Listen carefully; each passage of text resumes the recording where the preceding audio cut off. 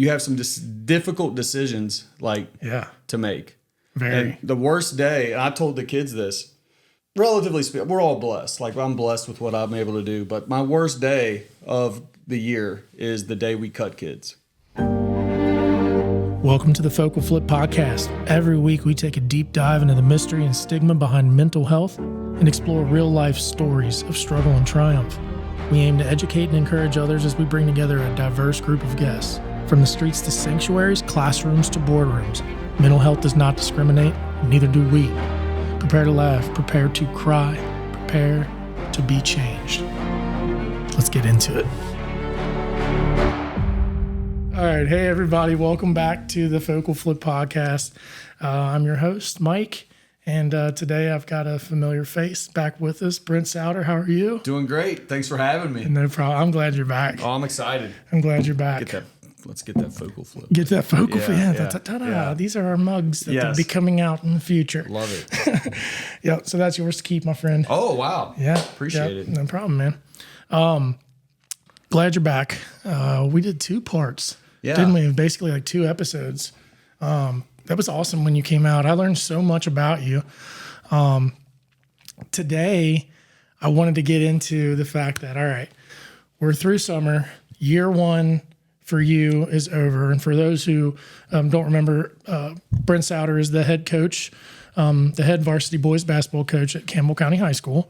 And he is going into his 2nd year as head coach there. That's right. So, first year flew by, so we'll see what the 2nd year brings. Dude, the first year flew by with some chips, too. It did. It was a successful year. We were lucky. We were blessed.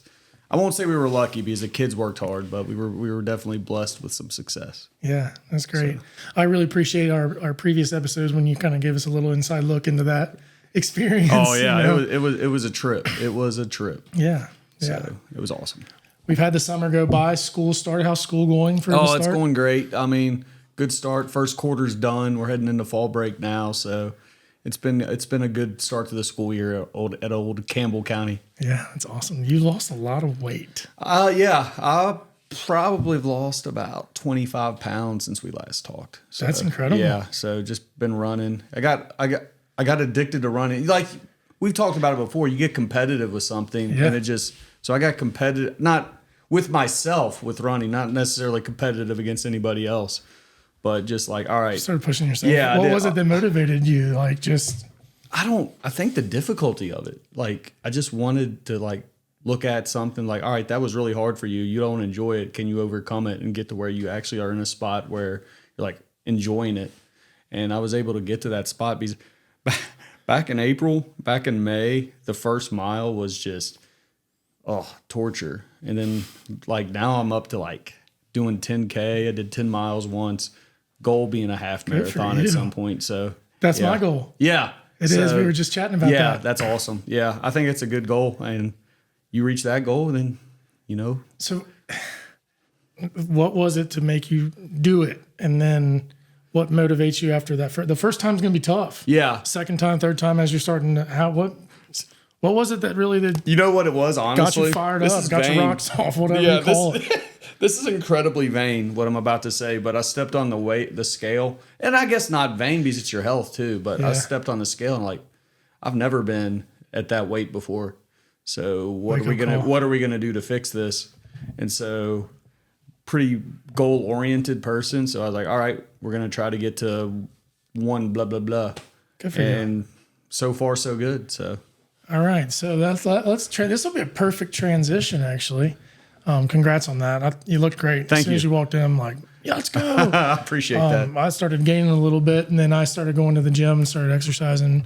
I'm going to start running. I've had some fears with my knees and my foot from my surgeries in the past. Yeah, I'm like a little nervous about it, but that's awesome. It's been good for me. It's been good for me. Yeah. And I'm kind of crazy with it too. Like not in the sense of distance, but the hotter it is, like during the summer, that's when I wanted to be out there. You're fired up for this. Just for the challenge of it, yeah. So, I mean, it's little things. Did you hydrate like crazy? Oh yeah. A lot of Gatorade and water, etc., and counting the calories and all that stuff. It's impressive. It's making me a little nervous. So, okay, you're doing all this exercise now. You look fantastic. You're going into year 2. You got some championships under your all's belt. You got some kids coming back that are solid. Yes. What's the refrigerator going to look like coming up this season, Mr. Fitness? I'm trying to, no, it's still bad. I'm trying to think of what's in it right now. There's like some French onion dip. There's some Gatorade. There's some water. And there's always salsa for some reason. So I got some salsa in there. So, dude, you love salsa. I do. It keeps everything moving in your body. Yeah. 100%. I know. And it's good for you. I love me some salsa. Tomatoes, yeah. Peppers. And then I get the baked Tostitos. It's the oven baked. So, How do you not break them off in the thing when you're dipping it? Aren't those the thin ones? Yeah, it gets difficult, but we manage. So you get sloppy. Yeah, a little bit sloppy. Yeah. Get the hands dirty. Did you think this podcast was going to start off? No, but I love it. That's what I love about it. That's what I love about this podcast. It's awesome. Yeah, man. No, it's that's cool. I think I'm so fascinated by some of the things about you. Like, I love winners. I just love your whole story from last season. That's why I'm really excited to follow you guys this year.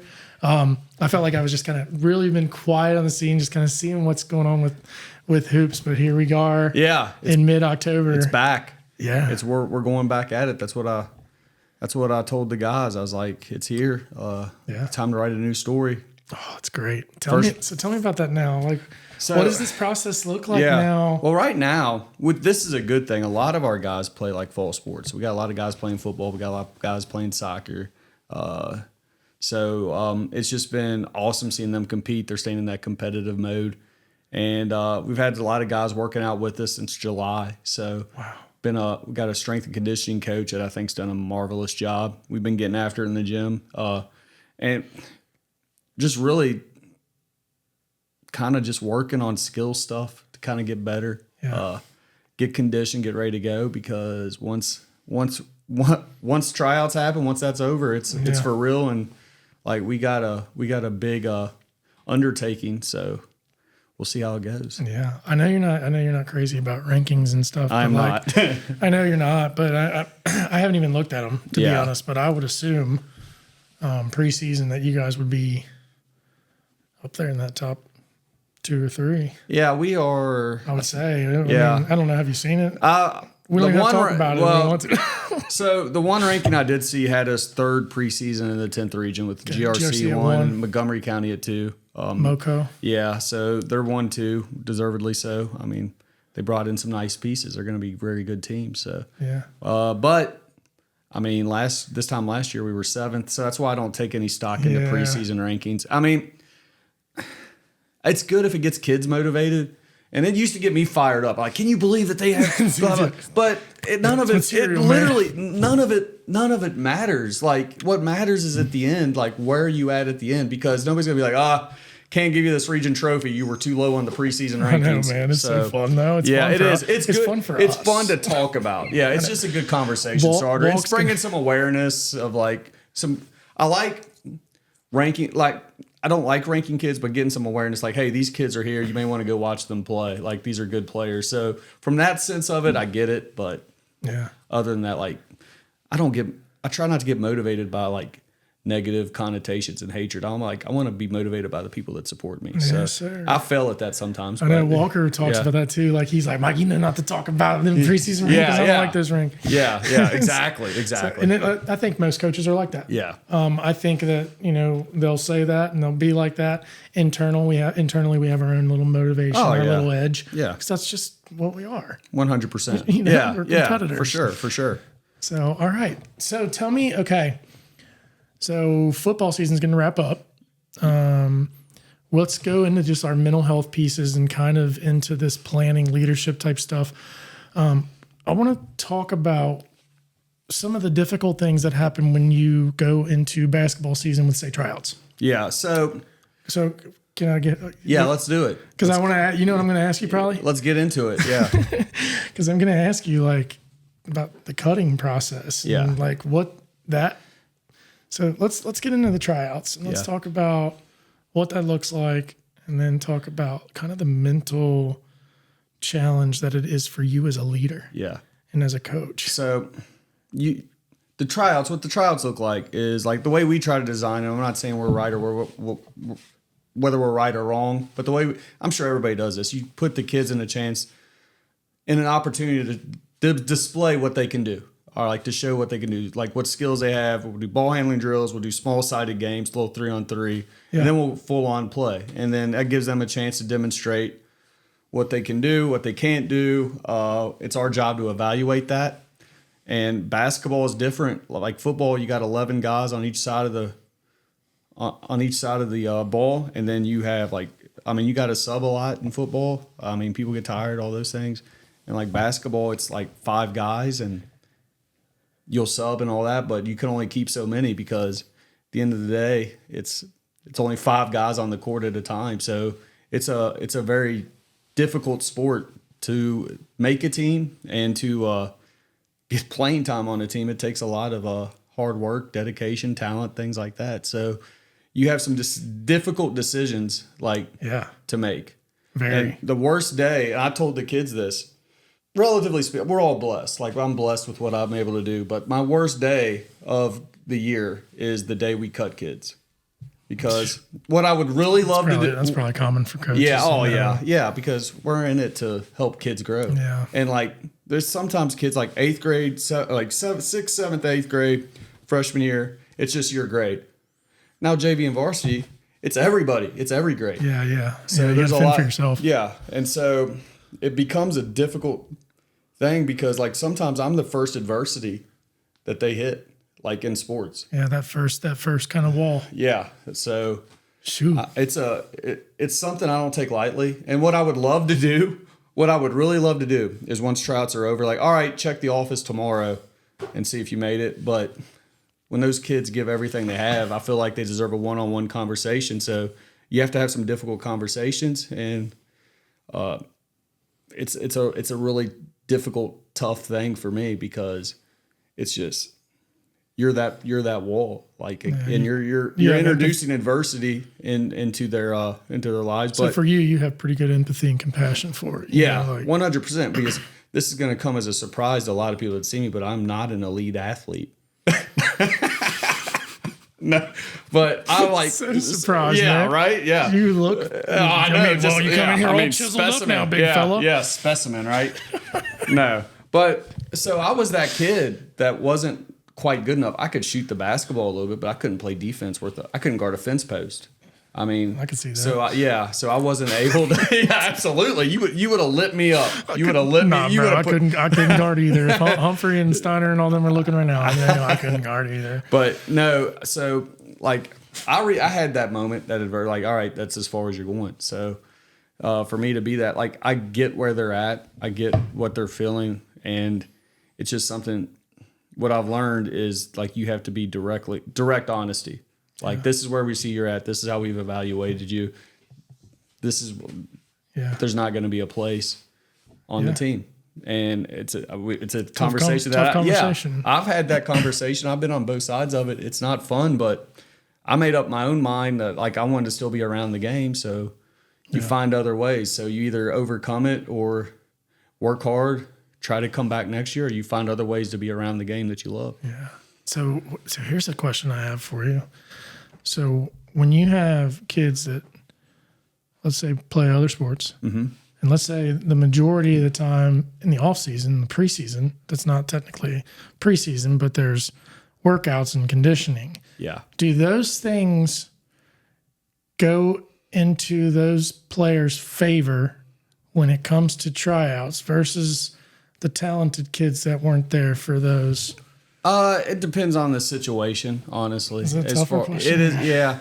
I think it doesn't hurt. It puts you, what you're doing, so during preseason, all this strength training, all this stuff, I told them, you may not make the team, but you're putting yourself in the best position to possibly make the team by training. Or you may get lifelong habits like, man, the weight training we did, I really like that. I want to keep doing that. I want to stay fit. Or I learned how to... I improved my skills basketball-wise, and now I'm going to come back next year and be at a higher level or whatever. So there's skills like from the game, from life, from the weight room, all those things that you can take and move forward. And honestly, like when you're there, by doing all those things, you're putting yourself in the best position that you could possibly be in. And that's, at the end of the day, that's all you can ask about all you can ask for yourself is to give your all. Now you reach your full potential. some of our potential, like me, was like down here, and I probably reached it like halfway. Unfortunately, as a youngster, but and then some people's potential are up here. Now, the guy that's right here that gets it all the way to reaches his potential, that's success. The guy that's up here that just gets, I mean, there's some sadness there. There you go. Yeah, that was very. So that's the way you got to look at it. Sure. That's the way we try to explain it to them. Good. That's the thing that's key is the communication factor, and I think it's like as long as you give clear, consistent communication throughout the entire process, and then give honest, truthful, raw feedback with love. Yeah. Kids are the emotional kids are going to be emotional and react. Response, and that's understandable. Yeah, absolutely. Understandably. Yeah. But then I have seen a lot of very cool stories of kids that didn't make it and worked really hard and have made teams in the future. It lit a fire. And you know, where it's like, do we want to have a roster spot for this one kid that's a senior? He's really not going to play, but this kid's been working. And it's so actually that'll get me to the next question. Yeah. Love it. So when you have those situations, let's say, do you have a set number at the beginning of every year for you? Do you have a set method?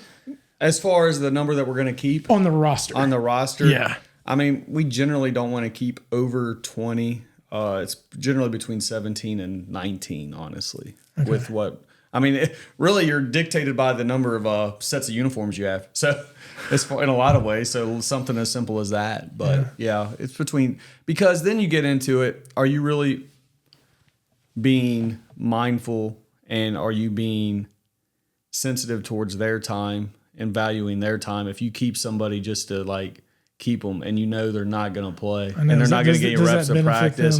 Yeah. Like at that point, you feel like you're wasting their time, and that's not fair to them. Yeah. So, but what if it's something where it was like that was their one thing that they wanted to be a part of that, and they worked to get it? Yeah. Do you extend an extra roster spot? Or or is that like a management thing? Or so what? It depends what on do you guys do? It depends on the year. It depends on the situation. Yeah. I mean, that's why we don't automatically like say 20 is the number because you keep 18, you give yourself some wiggle room as far as those things go about like this kid worked his tail off. All his teacher says he's doing a great job, not a discipline issue. Yeah. It's good for team chemistry, things like that. Yeah. And that's something that like you may not play a minute, but you may be instrumental in the team's success just by being a good teammate. I mean, we had that in 2019 with some guys that didn't play a lot at all. I mean, they got to play some because that team blew out a lot of people, but they were just great teammates. And somebody's having a bad game, they'd come up and help them up. And we had that last year too. So the great teams have those types of guys too. So yeah, they absolutely do. Yeah, that's cool. Yeah. So kids are looking good. We're talking about how cuts are difficult. It's the worst. Yeah. Yeah. It is tough. Yeah. But it's exciting once you have your group together, because that's a tough thing to do. I mean, you have your coaches there to support you as well, absolutely. Right? You know? Yeah. What was the toughest cut that you've ever made without mentioning any names, and why was it the toughest? Or maybe it wasn't for you the toughest cut you ever made. Maybe it was the toughest cut that you and Coach Russell, or you and Buddy Biggs, or somebody you know, like. I think it's a story more about me than the kid. There was a kid I liked a lot. One of my first years coaching, and like I brought him in. And Coach Sims was like, gave me good advice. He's like, when you cut, just be direct, be honest. He's like, get in, get out. He's like, if you talk too much, he's like, you're opening yourself up to, he's like, just be direct, be honest, be quick. Yeah. So it was my first year making cuts.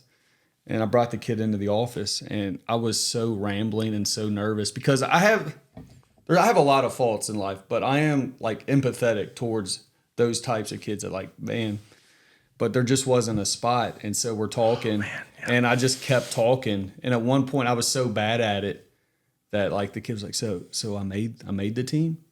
Oh Lord. I had to cut him twice. I had to cut him twice in one conversation. And like, no, man, I'm just saying. And I made it so much worse. Because you just couldn't. You couldn't cut him. Yeah, it was. You were trying to let him down so gently. Yeah, I made it so much worse by trying to be like overly. Well, you can't. I wasn't direct enough. Can't fault you for trying. Yeah, so I learned that lesson the hard way just by, direct and honest. You can't go wrong. It hurts at the moment. It's like Did ripping you, the like- Band-Aid off. Did you want to keep him? There was a lot of characteristics of that young man that I saw in myself. And so it was like cutting Yes. yeah, it was like cutting myself. And so Oh, boy, yeah. It was hurt. It hurt a little bit, but Yeah. it's never easy. It's not a fun conversation, but it's just part of it, especially with basketball It's part more of than any teaching. other sport. Yeah. And it's part of life. Like Part of life, it's teaching. Failure is not Yeah. failure. Failure is an opportunity for learning and growth. Yeah. And that's a launch what, pad. Yeah. So a launch pad. Exactly. literally is a launch yeah, pad. The adversity that you hit, it's how you respond to it. What do you do with it? Yeah. And that's what like. You may have this anger and all that, but I was like, if you take that anger at me and like Channel. channel it to something positive, I was like, that's the growth in it. So That's great, man. That's great. Well, I'm going to get ready to end this episode because this is our quick little one, but I'm going to bring you back and bring Coach Walker on with us together. We can hang out for a little bit. That was a great little inside peek into, because that was tough when I was assistant coach, Yeah. and head coach had me cut somebody and I actually had to cut. Oh, I'll end this story real quick. Yeah. I got one. yeah. I got one. This was my growth moment where I was tasked to cut, someone so I could get some experience. Yeah. And, in the business world, I've let people go or whatnot and lay people off, and it's not fun. No. It's difficult. Yeah. With the high school students, it was harder for me, and I had a younger foreign guy and foreign young man, and he couldn't understand me. Oh no. Yeah, Brent. Yep. So how did you do that then? I cut him twice Yeah. because I cut him and then he came back. Oh no. Yeah. Yeah. That's brutal. And this kid turned out to be an incredible scholar. Probably one, I don't know how high up this person was in That's a awesome. graduating class. Yeah. But still wanted to would even come to practice after he didn't make the team. He would just want to be in the gym. Oh wow. I know. That's amazing. And at first, it was kind of I felt bad and I was confused as a coach. And then it was kind of funny. And then it was kind of let's see how these kind of kids respond to it. Yeah. And it was interesting. And he graduated with honors. So That's awesome. Yeah. So all's well that But ends it was well. so hard for me to cut. It is. I'm trying to explain, And so imagine that. I know. And people Eventually I'm you're not on the team. Yeah, You're just not on the team. I And don't know how I'm to so say sorry it. about this. Yeah. Here's the door. I'll walk you out this Yeah. way. I know. And that's That was tough. So, yeah, I don't think sometimes people understand we do struggle with that. We care. Yeah, coaches care. Nobody enjoys that. There's nobody, and if you do enjoy it, I'm not sure you're in the right. Because I know. For a high school coach, because you're in the business of growing young men into leaders and things like that. But Absolutely. it's just they're necessary, but it stinks. Yeah, I know. I think the anxiousness is actually, a sign of that Yeah. responsibility. Yeah. It's I have this responsibility and I care. Yep. And that anxiousness means it's so delicate and you got to deliver it. Yeah. Yeah. So, end us real quick with the book that you're reading right now, because we're talking about difficult conversation when it comes to cutting kids. Perfect. I was about to bring it up. John Gordon, how to make difficult conversations. Or difficult conversations don't have to be difficult. Love it. And it's got a little bit of a story, and then it's got a little. I won't give it away. Everybody should go read it though. It's a good one. A formula for attacking difficult conversations. That's awesome. So one of the things I have written on my board in my classroom, I've had it written up all first quarter, is assume good intentions. So that's one of the norms. You got to assume I have good intentions. I'll assume you have good intentions, and we'll go from there. Ooh. Yeah. For my recovery folks, that's a namaste. Okay, you ready to wrap this thing up? If you like Focal Flips videos, my dad's videos, go to YouTube, Spotify, and Apple, and like and subscribe to be updated. I love it.